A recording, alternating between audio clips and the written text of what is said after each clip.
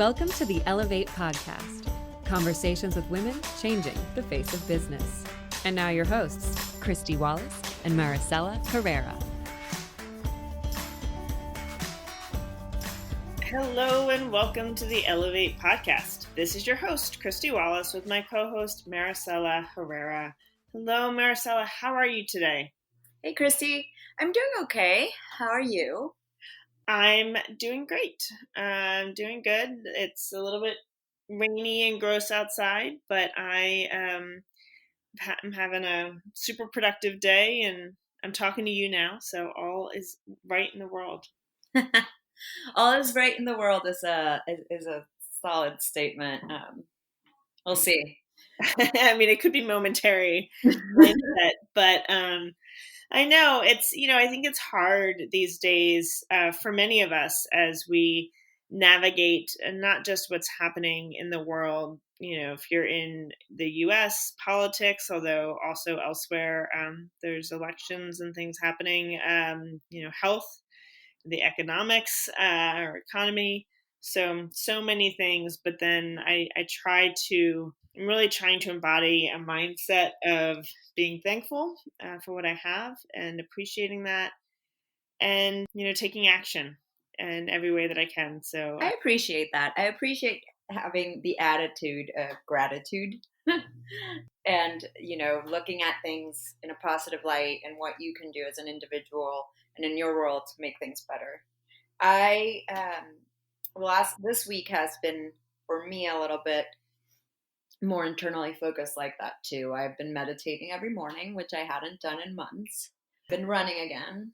So that is making my world be a little less hectic, which in turn I feel is making my attitude towards the rest of the world be a little less hectic. Yeah, that is great. And I'm really proud of you, Maricella, for getting the runs in. I don't know. I find I make a lot of excuses, but when I hear that you were out running, it inspires me to do the same. So thank you for being my inspiration. Yay. Yeah, yay. Well, speaking of inspiration, our guest today is incredibly inspiring. Maria Hinojosa, who is a reporter, thought leader, author of a new memoir that just came out, the CEO of Future Media Group, and, just I think a visionary, as someone who thinks about leadership and thinks about, identities and careers and storytelling in ways that are powerful and meaningful. So it was really great to have a conversation with her in the podcast today. It's an interesting day for us to be taping an introduction for a Hispanic or Latinx speaker because it is Latina Equal Pay Day today, which is really sad. So not the day that this podcast will go out, but the day we're taping this. This means that it takes up to about now, so almost 2 years for a Latino woman to make as much as a white man would earn in a year. So just wanted to put that out there because I've been thinking about it a lot, and we tend to hear a lot about Equal Pay Day in March, April, which is the average, but I think it's really important to recognize also the dates that show the intersectionality of it all, and that show that there are so many layers to identities and to what we face, both in the workplace and everywhere, that it's important to take a note of it and think through it. Yeah. And thank you for bringing that up. And I would encourage our listeners today to take action. We can all play a role in being a mentor, being an advocate for someone else, in looking at our teams that we manage, looking at our companies that we lead, and equal pay practices, supporting others, speaking out, sharing information about the inequalities that exist in the workforce. There's so many ways we can step up to create change. And when we talk about equal pay, it's been a battle that we've all been fighting for some time. And I think the data and statistics feel daunting and feel overwhelming and discouraging. But, back to, I guess, the positive thinking or the, proactive nature, which is each of us can do something. And so it's important. We are telling you right now about these stats. If you did not know, I hope you did. And really encourage you to support others, and specifically Latinas in the workforce, and making sure that they get equal pay and they get the support that they so deserve. It's about all of us lifting each other up and being the community that we are. Yep. And everyone can help someone else move forward. And that's what we need. Absolutely. Well, let's get to my conversation with Maria, where she talks more about how we support one another and achieve our dreams.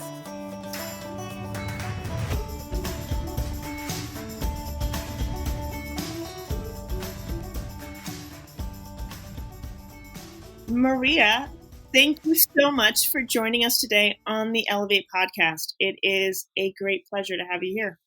I'm so happy to be here. Thank you for having me. I would love to start our conversation hearing in your own words a little bit about your story. How did you get to where you are today? What's that driving passion, those experiences? I know it's always such a big question, but being able to tell our story in our own words and highlight those moments that were inflection points for us really sets the stage for where the conversation goes. And I would love to hear your story. I mean, I guess the short version is I'm born in Mexico. My whole family is. My dad is a medical doctor dedicated to research and on this mission to help to create the cochlear implant. And we end up moving to Chicago. I'm a kid during the civil rights era and a young adult in the 70s, which was a lot of fun. The 70s were a great, interesting, fascinating era. And even though we consume the news media as a Mexican immigrant family in Chicago, I never saw ourselves reflected there. Our stories told. So I never thought about becoming a journalist. But I make my way to New York, and I start doing college radio at Columbia University, and that basically leads me to working at NPR. I'm the first Latina ever hired at NPR, then at CNN, then at PBS, and then I create my own nonprofit media company called Futuro Media. But essentially, I would say that the entirety of my career has been about shifting from invisible to visible, from feeling powerless to feeling powerful, from feeling like I didn't have a voice to owning my own voice. Thank you for sharing that story.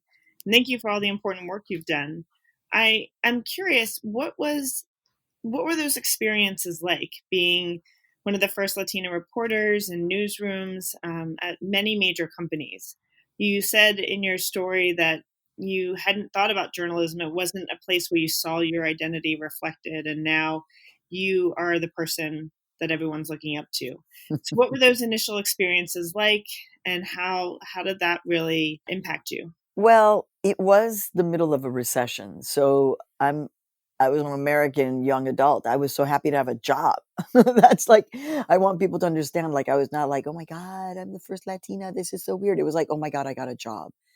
Wow. I'm employed as a working journalist. So I was thrilled and I was terrified. I mean, there was no way that I could attempt to kind of fade into the background because I'm kind of unique. I'm very petite. I'm small. I have a lot of hair, long, curly, thick hair. There was no way for me to just kind of slip in and slip by. So I was like, well, this is your superpower then. This person who you are, you have to understand that you have to be all of that in this newsroom. Now, this is 1985. 1980s was declared the year of the Hispanic by Time magazine. So it's not like we were invisible, but in the news media, we were very few and far between. And that feeling of like, I write about it a lot in Once I Was You, the imposter syndrome, the, oh my God, they're going to find out that they should have never hired me, that I'm incapable, that, I'm not good enough, I can't do this. the other part was feeling a tremendous amount of responsibility to do something because I was the first Latina, because I was there, because I had a voice, I had privilege, I had a job. So I was like, well, you can't just sit around here and be afraid to share your ideas. This is what privilege looks like. You have the privilege of being here, and therefore you need to own the responsibility. And that, I think, is what propelled me in my career. It's just like, yeah, well, you may feel uncomfortable. It may be weird. We don't care.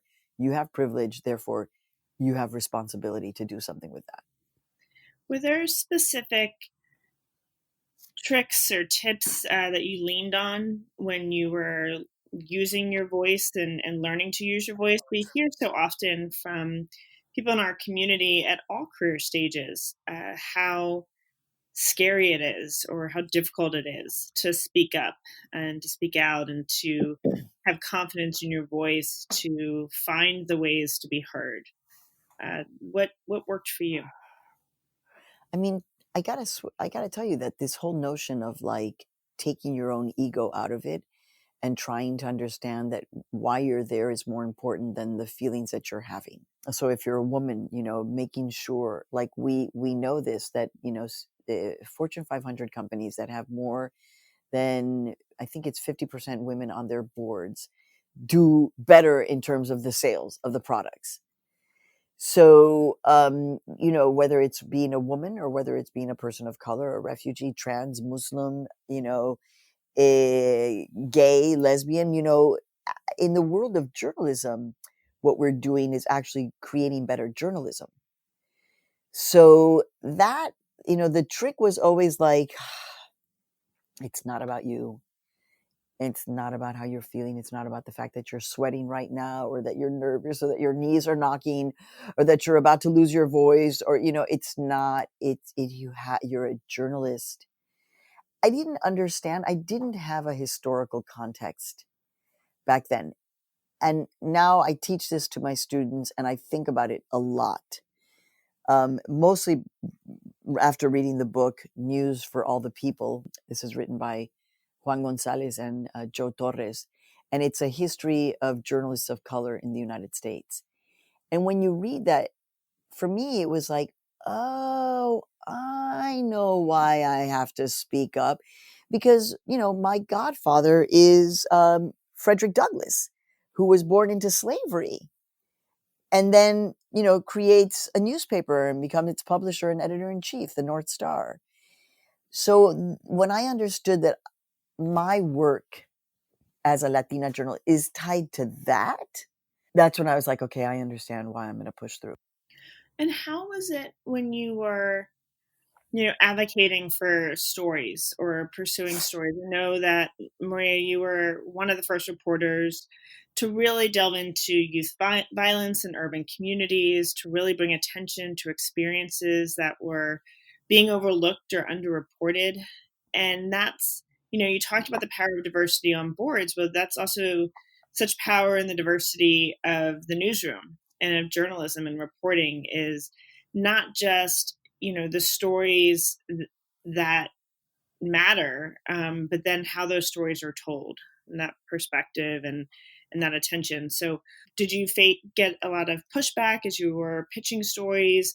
Were you given freedom to really pursue these topics and to shine a light on areas that previously hadn't been identified or highlighted? I mean, what was that like? Well, I think that in the world of journalism, like what I was learning in those editorial meetings was that when a story was really interesting, that people's ears would perk up. Now, oftentimes what would happen when I would bring a story idea was that people were interested, but also they had no clue. They were like, well, that's really weird. Or is that true? Is that really happening? They didn't quite know how to say yes, but they were curious. And I just, I was working in my first job at NPR. I was working for Weekend Edition with Scott Simon, which was a news show that was all about bringing kind of a fresh perspective. And so there was when I would bring these story ideas out, they'd be like, what? like I was one of the first national reporters who was doing reporting about Salvadoran refugees in Washington, D.C., who are now, they're such a essential part of the Washington, D.C. experience, have been there for decades upon decades. And people are like, wait, there are Central Americans? Yes, you didn't know? No, because they didn't have that. So I was able to kind of bring that kind of attention to these stories. Now, being a journalist is, as I tell my students all day today, it's like, it's not easy. But, I waited tables. Like before I was a working journalist, I was a waitress at night and a journalist by day. And waiting tables was hard work. So it's all hard. And in the sphere of journalism and kind of feeling like you're like the other, I was just like, I just became fixated on presenting my ideas as like a great story that people were missing and that I had access to.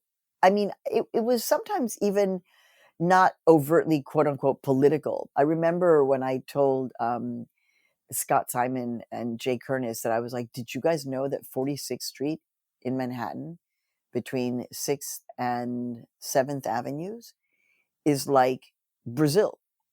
It's little Brazil in Midtown Manhattan. They were like, what? I was like, there's a resurgence of Brazilians in New York. And so they were like, well, cool, do a story. And so I did a story about Brazil in New York. They were fascinated, although maybe other people would have said, well, that's really weird and we're not interested.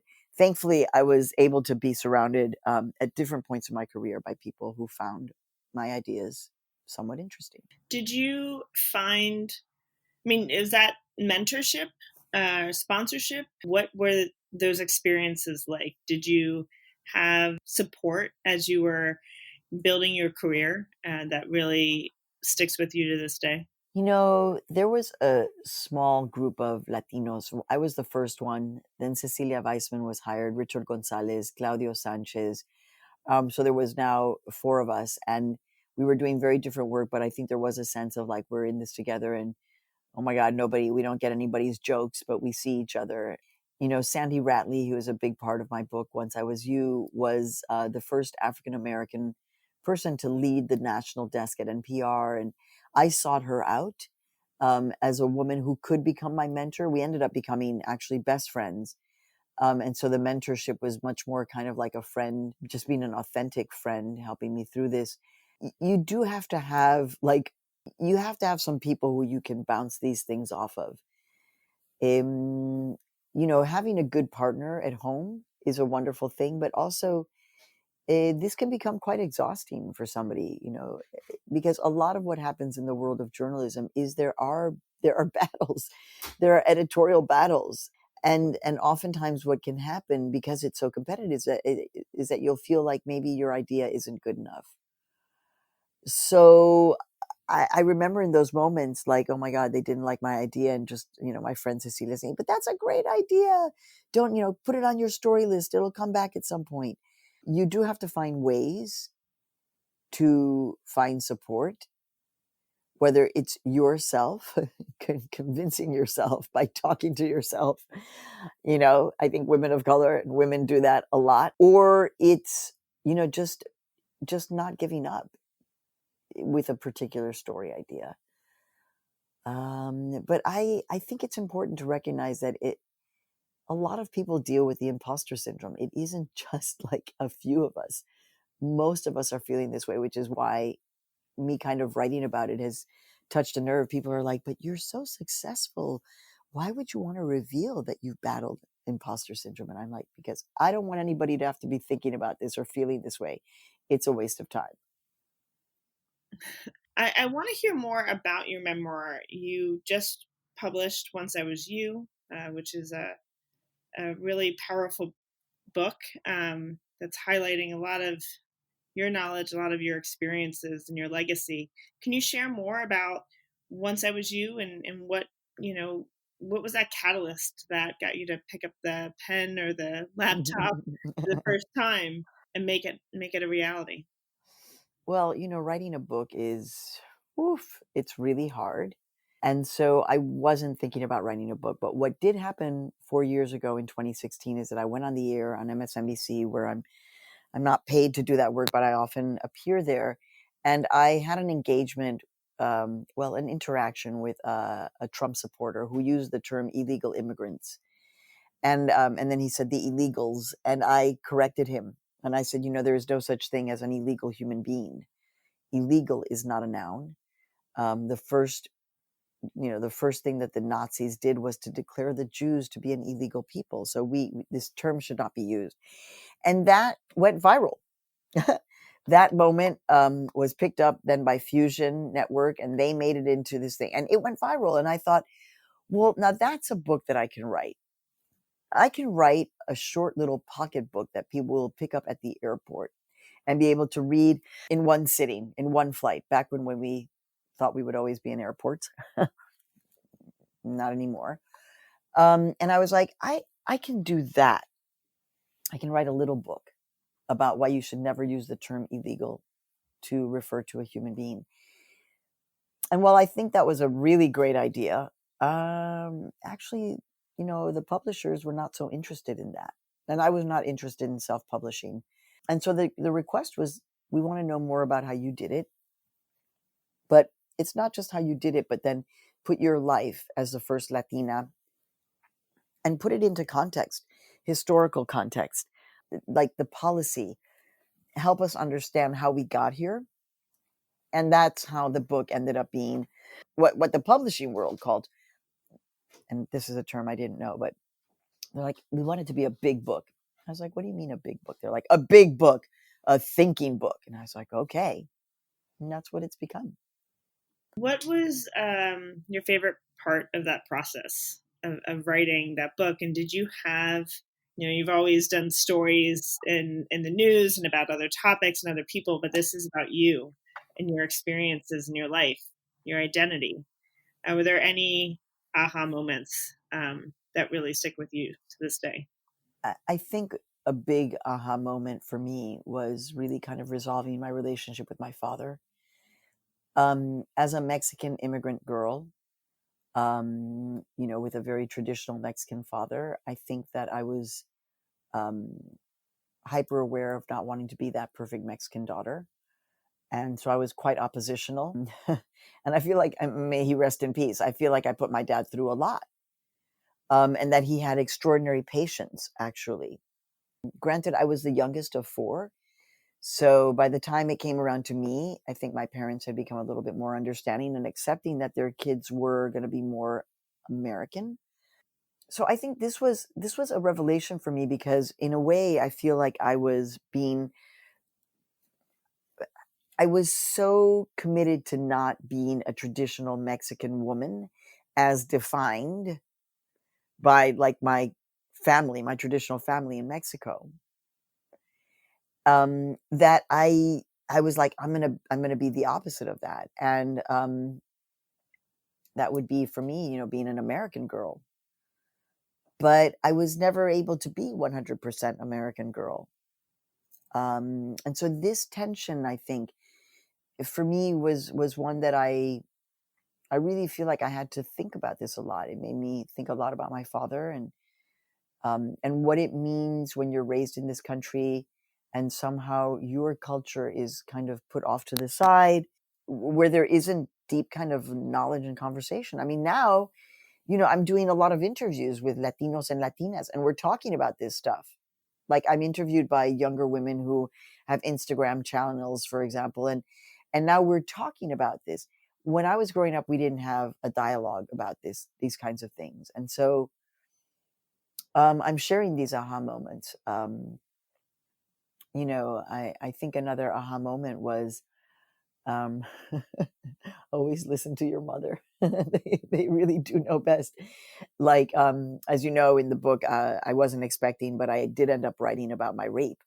And, my mother could see, you should not get in the car with that man.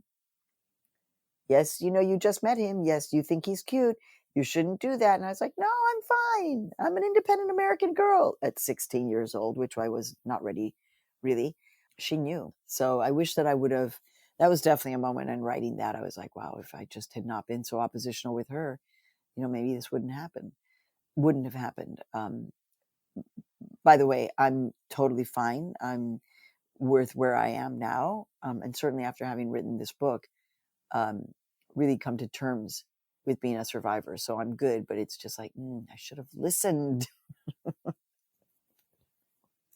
Yeah, it's, that's powerful, just the thinking about these moments, that have defined us or shaped us in some way. And you are a survivor and you're strong, and being able to kind of process that experience in many different ways, and also connect it to yourself and your family, and how then you say listen to your mother and your mother, and how you then use that to shape that identity, and with your own children. And it's I don't think, and I'm getting a little bit in the weeds, I guess, but it's as we as humans evolve through our lives, and we have these different experiences that then shape who we are in the future, in our own way and in our own identities. Who are you as the boss, having been one of an early hire? Who are you as a parent? Who are you as a thought leader? Who are you as a human? And as you start to define that through your own experiences and lenses, sharing that out, I think really, coming full circle, as we were talking about imposter syndrome earlier, gives others the confidence that their voice matters, that their stories matter, and that, we're on this path where we're constantly learning. And so I just, I want to thank you for sharing your story. And I know that that process was hard, putting words to everything, but it's so important that we are able to learn from you, and to share in your voice. So thank you.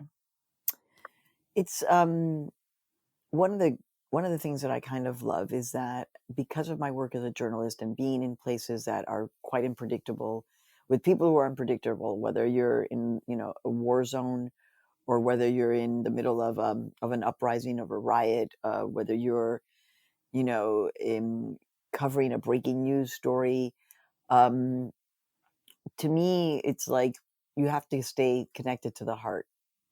And as a journalist, that is kind of what has moved me. So I always try to find the heart to the story. I think as a journalist, that is one of the tools that I have in my tool belt. And the good part about getting older is that you feel more affirmed in the stories that you want to tell.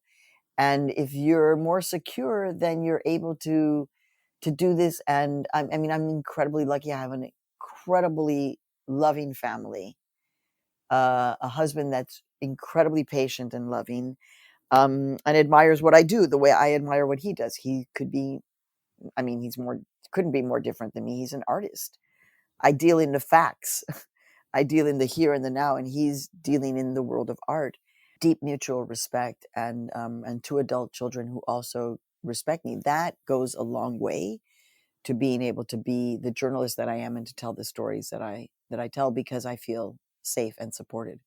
Thank you so much. I want to end on a little bit of a different note. We love doing a lightning round and getting to know more about you, Maria, the person, asking some questions. So I'd love it if you could just answer in, a sentence or less, and we'll go through this lightning round. So Maria, are you an introvert or an extrovert? Extrovert. Favorite day of the week?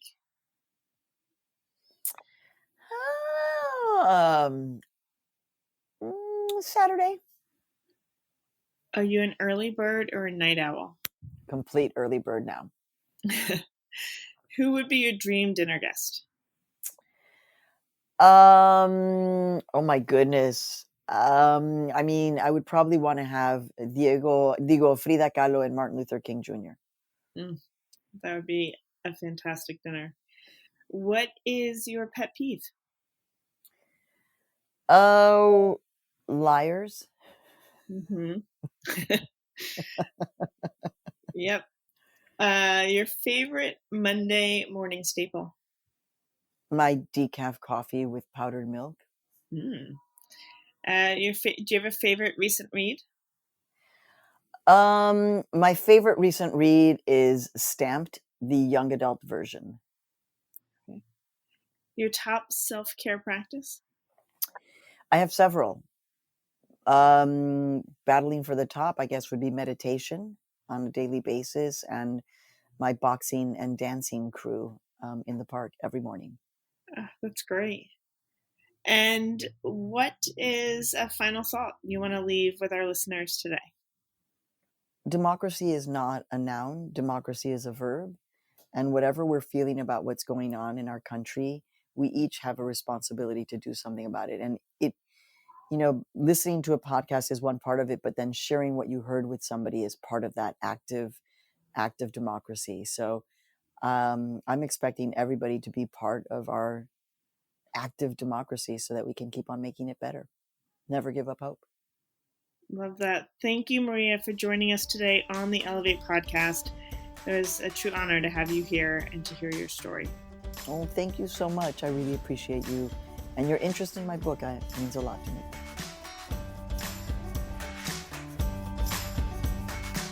Thanks so much for listening to Ellevate. If you like what you hear, help a girl out. Subscribe to the Ellevate podcast on iTunes, give us 5 stars, and share your review. Also, don't forget to follow us on Twitter at EllevateNTWK, that's Ellevate Network, and become a member. You can learn all about membership and all the great things that Ellevate Network is doing at our website, www.ellevatenetwork.com. That's ELLEVATE network.com. And special thanks to our producer, Catherine Heller. She rocks. And to our voiceover artist, Rachel Griesinger. Thanks so much, and join us next week.